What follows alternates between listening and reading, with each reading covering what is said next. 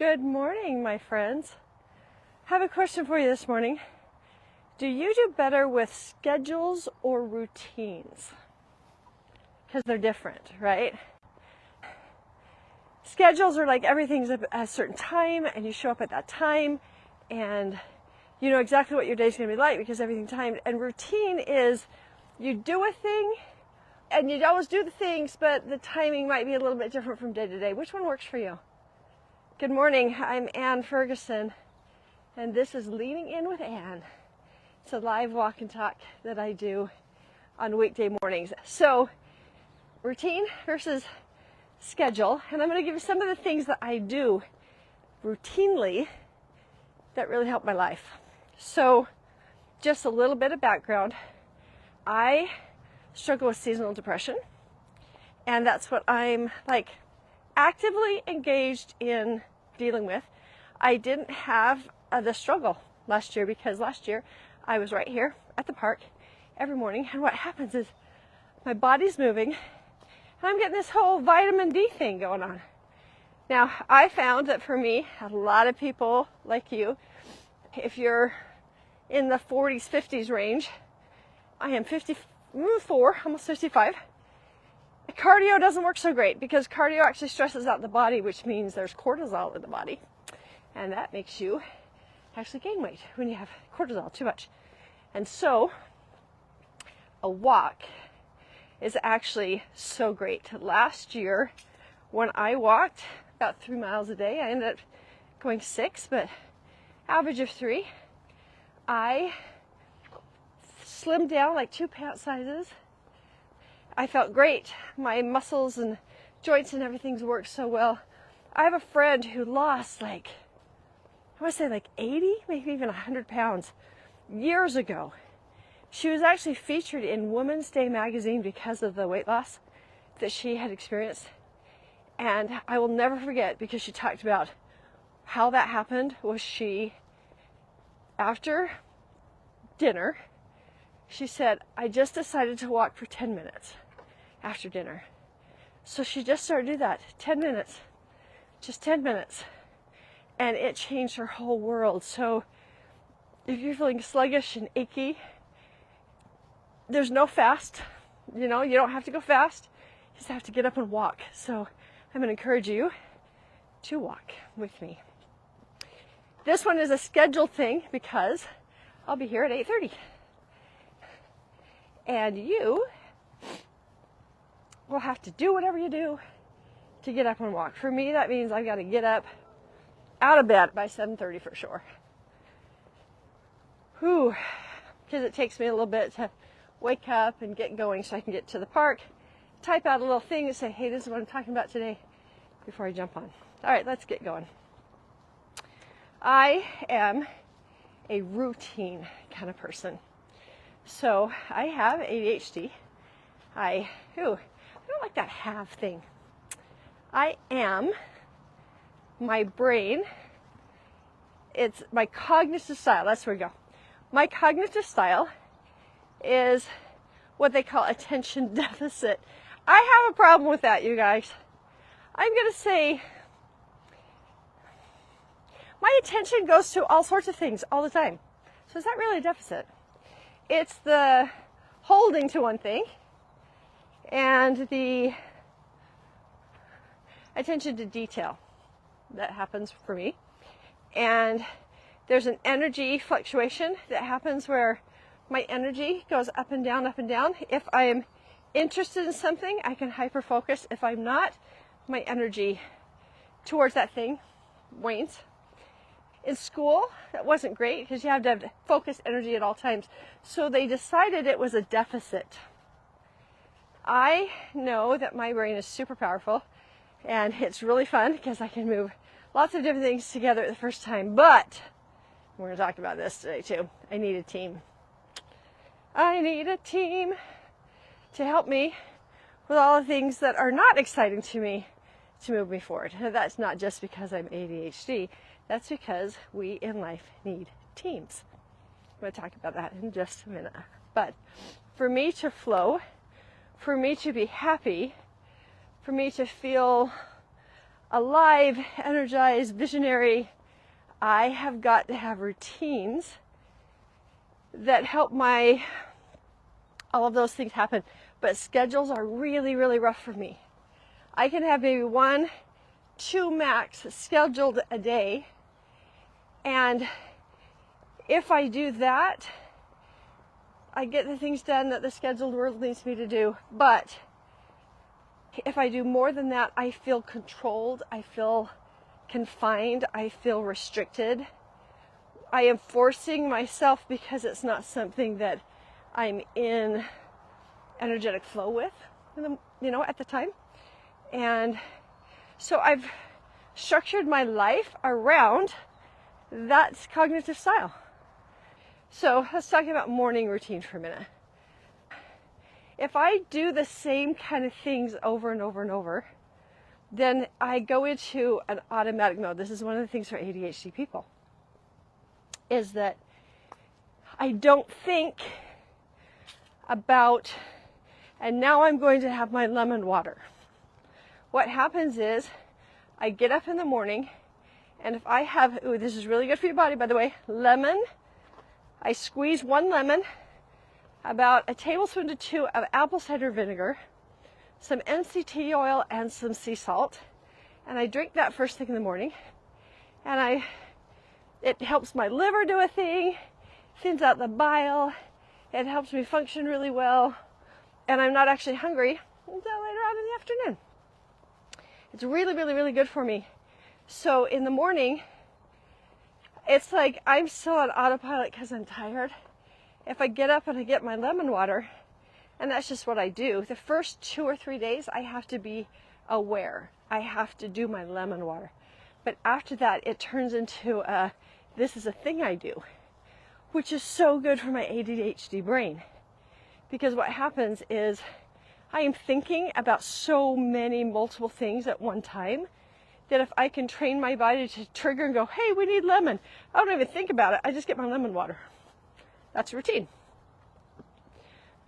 How many of you feel like there's just too much stuff to do to take care of yourself, right?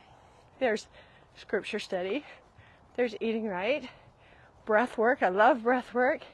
There's the walking. All of that takes time.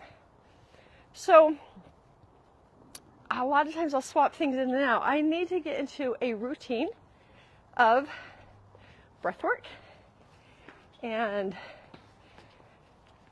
my writing in the morning and my scripture study. So here's the way to do that. I gotta have a team. We were taught, I'm going to really harp on this quite a bit, y'all, just so that you know, is that I'm talking we as in Gen Xers and our children, because of the way my parents were raised and taught me, they actually were taught to just do things by themselves. Suck it up, buttercup. Get it done. Don't feel. Don't depend on anybody. It's all up to you. You are the master of your life. And all of those things are true, but there's a problem that happened. Emotional immaturity is very real. And not having support is very real. When I used to think of having a team to help me on things, I thought, I can't count on anybody to show up for me, and I'm burdening them if I ask. I trace back. Where does that show up? Well, it shows up by how I was raised, and then it was confirmed by how I raised my children.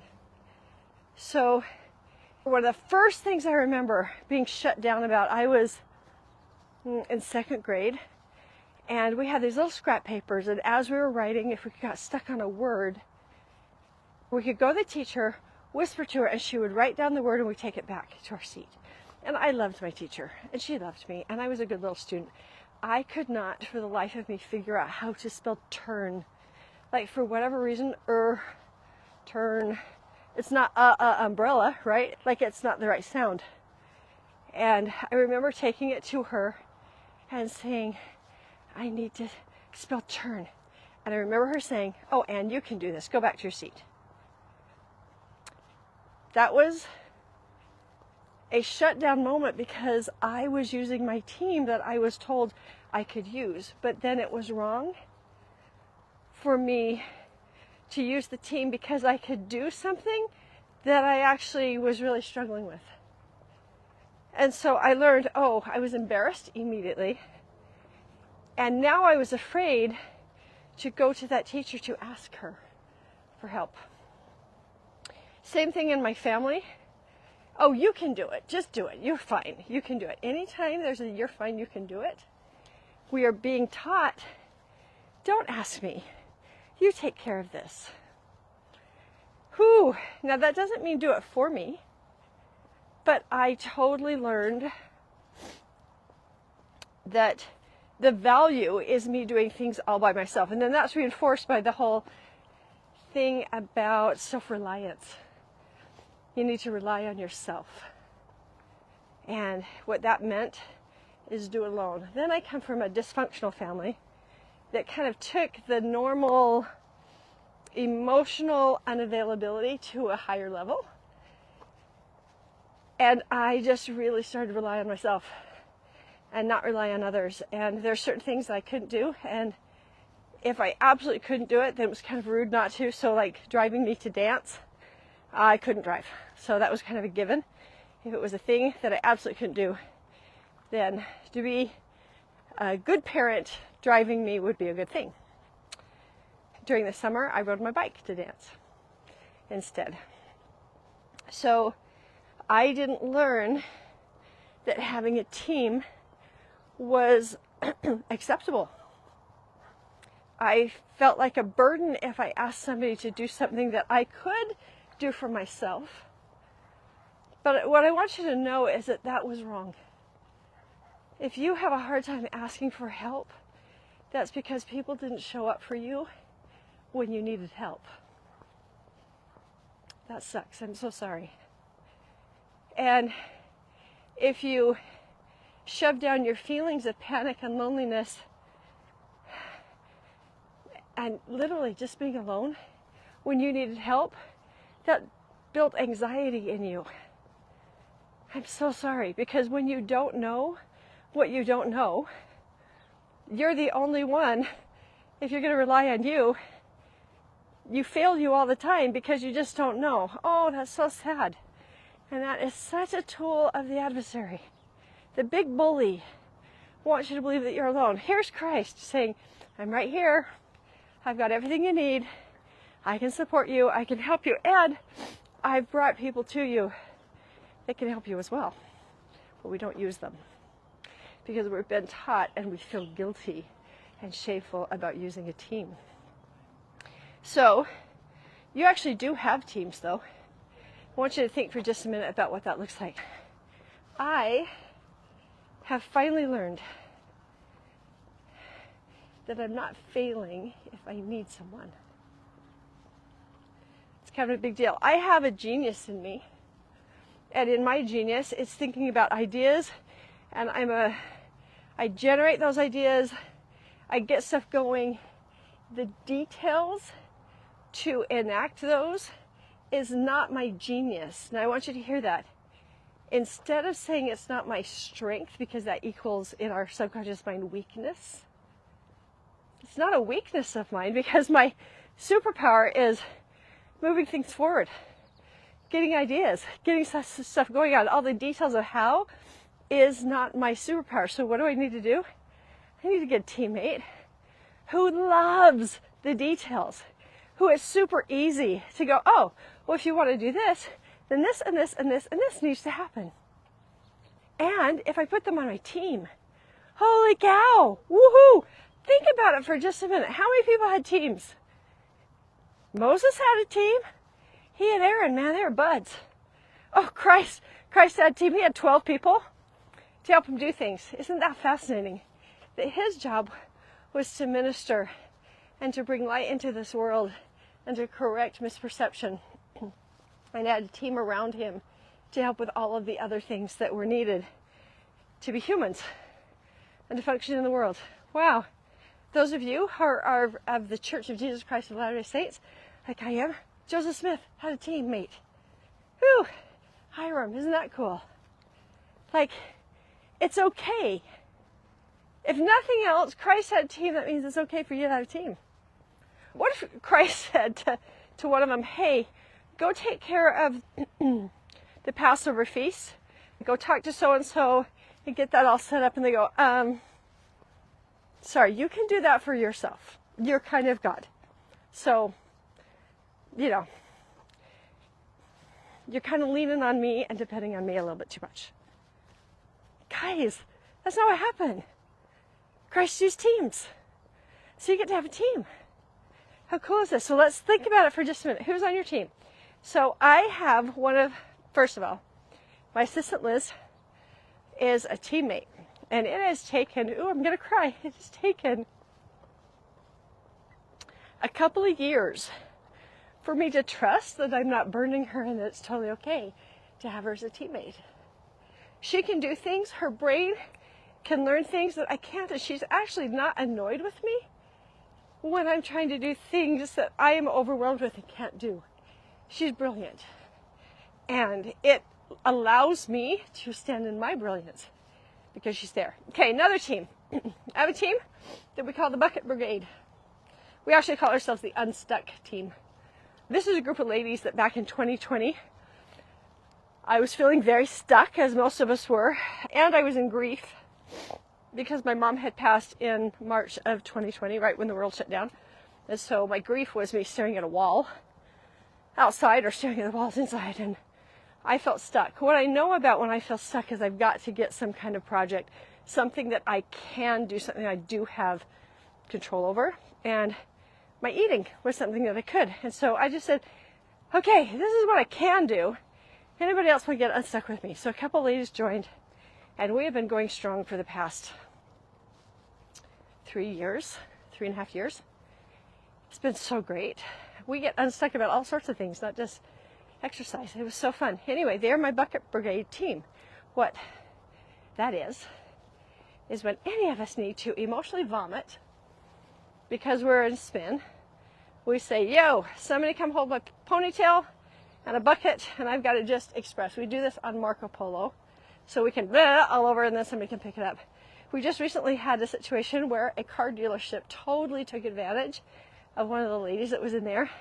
So she was emotionally thrown up about all the injustice and the bewilderment and the stuff. And then everybody jumped in, not to rescue her, but to say, man, this is rough. I hate it when this happens. Here's a way I might approach it. And so we've got this team to work out problems. Oh my gosh, it's so good. I have right now a team that I've just barely gotten into. Don't know these ladies yet too much, but it's kind of a business development team. And so I'm really excited about that. To learn from them, and you can't do anything alone. Oh, here's another team. Chick flick team. My husband and my son are not allowed on the chick flick team because they make fun of me. Now, granted, I make fun of the anime team. I don't like anime. And my son, sometimes the stuff is just kind of stupid, and I comment just like they do on a chick flick team. So another teammate is any author that shows up for you on a regular basis. Anybody on Facebook, maybe you haven't met, they're still on your team. Here's one of the lies that Hollywood promotes, and that is your significant other is supposed to be your teammate for everything. That's a no.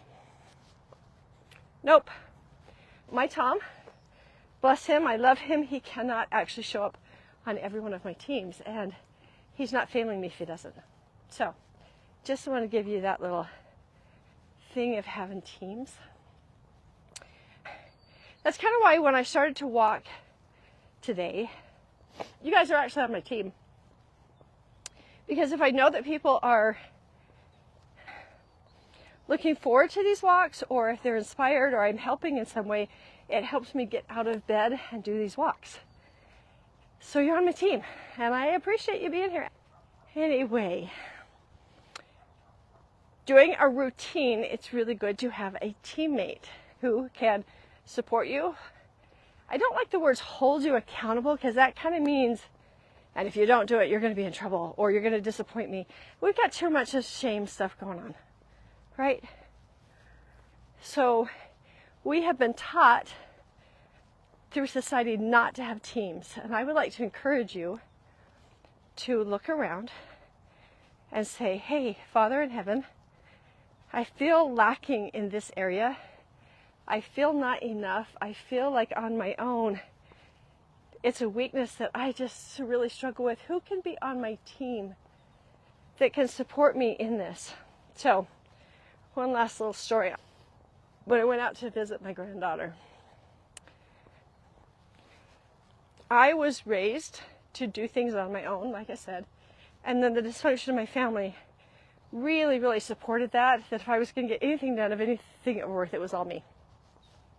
So my grandbaby, oh, she's so cute, and she is 4, and she was so excited for me to come and visit with her. She had a whole list of all the things that we were going to do together, one of which was building a soccer field in the backyard. It was so cute.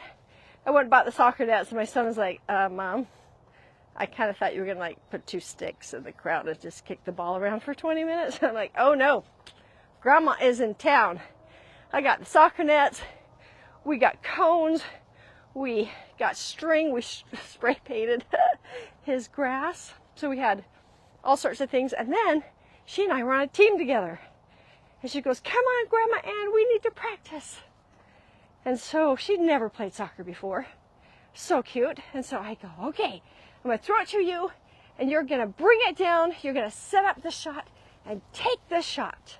She didn't know any of that, so her teammate helped her. Then we had a big game against the boys. It was so cute. She asked if we won. So fun. The big thing that happened to me, still so tender. She wanted to go up to her little reading tent and play. And she wanted to play Mario Kart. So she has an iPad, not Mario Kart, Mario Run is a 2D video game, which I can do, because 3Ds, I get actually sick to my stomach. 2D game. And she wanted to play Mario Run. So we went up. Now I am not video game literate at all. The minute 3D games came out, I was out, because I get so sick if I watch them. This was a 2D. And so sitting with my iPad, I'm trying to clear level 1. My thumbs don't know if I'm jumping or spinning or what. Oh, hot mess. And this sweet little girl, I go, oh, darn it. And I start to get very frustrated. And she says, she turns to me, she goes, you can do it, Grandma Ann. You can do it. I hear those words in my head now and realize that I actually didn't receive that as a kid. So even the teacher, oh, you can do it. You just go think about it. That was, I'm disappointed in you that you are frustrated at all. That is not what this cute little grandbaby did. My little Adeline, she says, you can do it, Grandma Ann. You can do it. She spoke some of the purest belief that I have ever experienced in my life. Like, it was so crazy.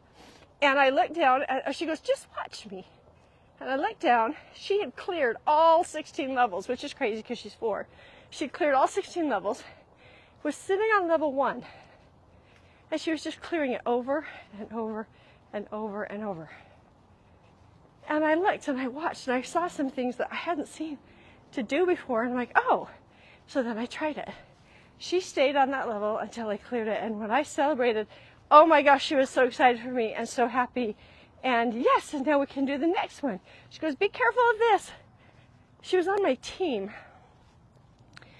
But she was on my team in full belief of my power. So weird. So weird, right? I know that sounds strange, and I hope you didn't have the same experience growing up, but I think most of us did. We were taught to be on our own. It's something that I am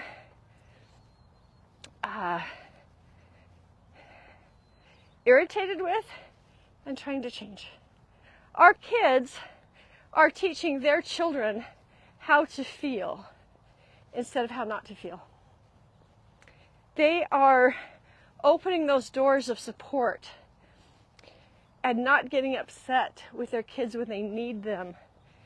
And it's really interesting to watch. I went to the pumpkin patch with my daughter yesterday, and one of the kids she was really struggling. She didn't want to peel away from what she was doing at the house to come, and she didn't have full vision of what was ahead of her with the pumpkin patch and how fun it was going to be. Watching my daughter work with her was fascinating and brilliant. And what I came to understand is that in order for my daughter to do what she did, she had to emotionally regulate, not shove her emotions down. She stayed present with her daughter's emotions.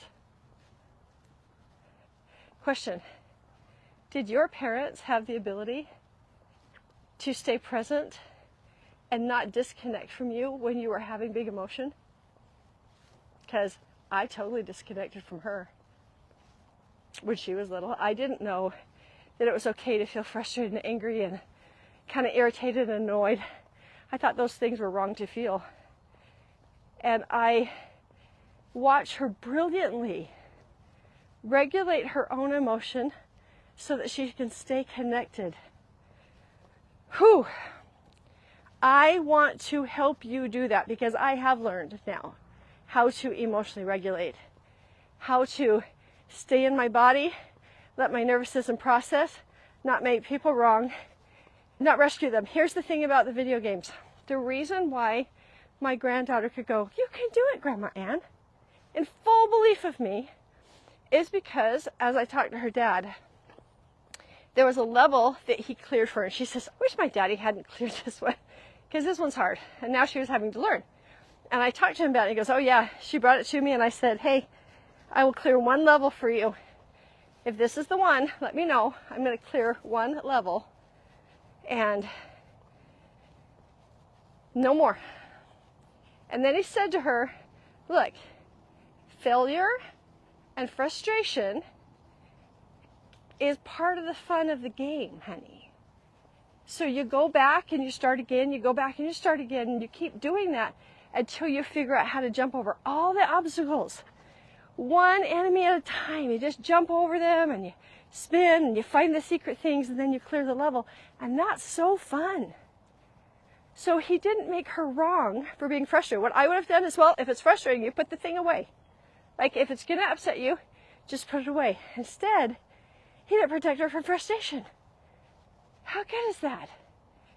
He's like, "Honey, frustration is all part of it. And it's part of the fun." I didn't learn that. So I learned to rescue so that kids wouldn't feel what they were feeling, because I didn't know how to emotionally regulate. When they were feeling, I would feel like a failure. I would feel shame if they weren't completely happy. I had done it wrong. Why? Because I had been taught that I am responsible for all things. If I'm upset, I'm the one. But if you're doing something that's upsetting me, it's my job to fix you so that I can feel okay. Nope. So what I want to do is invite you to take and igniting your belief if you have already done it. Guys, this is something that people take and then think about it and they implement, and then they take it again. And they think about it and they take it and they implement it again. Why? Because we have got to undo so much programming that isn't actually valuable to you.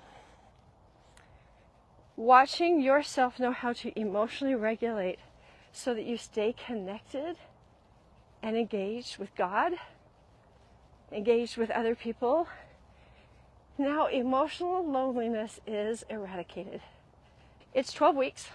It's 90 minutes with a live mentor, not an automated course, because automation, many of us don't, either one, we don't finish, or we get confused and there's no team member there to support us through the bump, right? So always live mentors, and I invite you to join a class.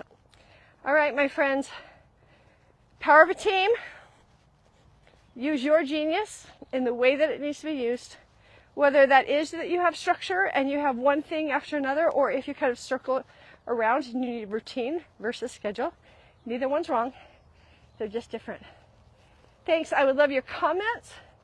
If this helps you and you know it would help somebody else, I invite you to share and subscribe for so many more. And you can share with people that you love. So thanks.